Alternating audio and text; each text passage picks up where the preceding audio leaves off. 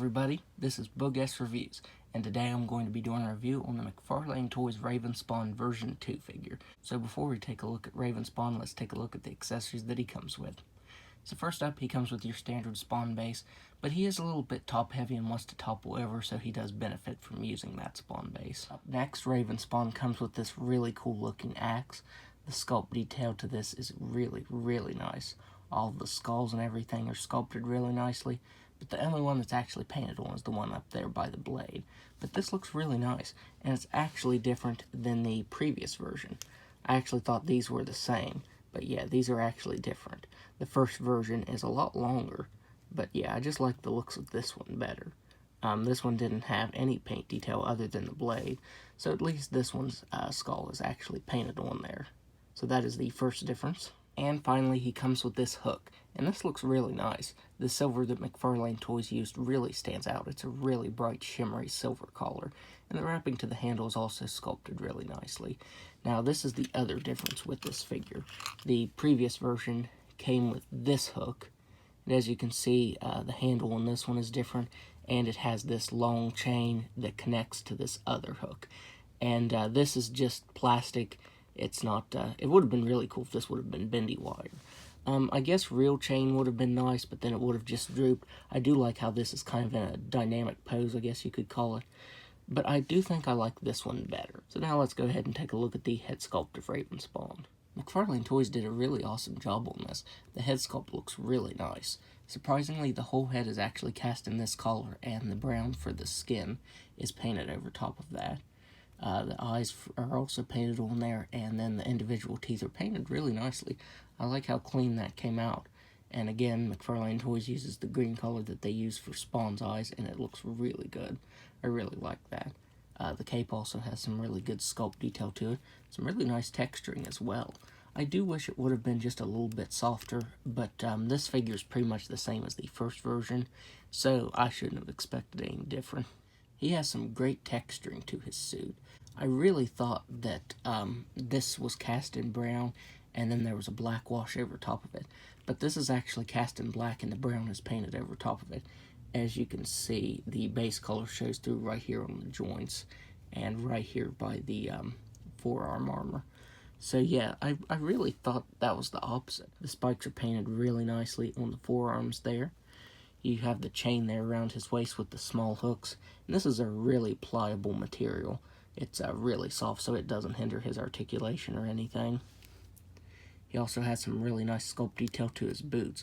I really like the skulls, the faces there on the knee pads, and down here by the ankles. That looks really nice. And the way that McFarlane Toys painted this almost looks like there's a black wash over, but there isn't. That's just how good it looks. So here the Ravenspawns are next to each other, and they are exactly the same. The only thing that's different is the weapons. That really surprised me. I really thought there was some difference to this.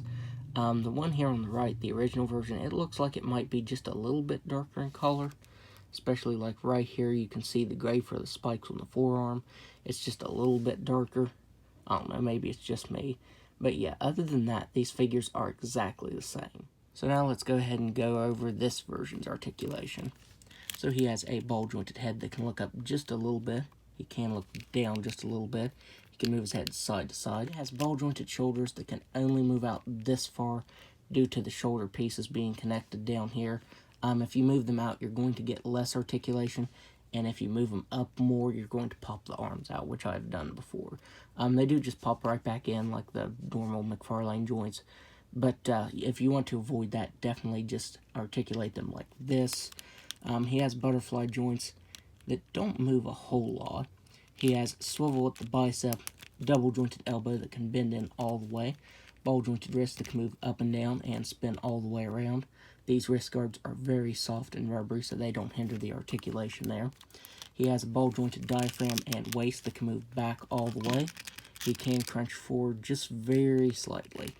He can move side to side up here really well, and not side to side very much down there at the waist. He has hips that can do a complete split. He can kick forward all the way. He has some great articulation there.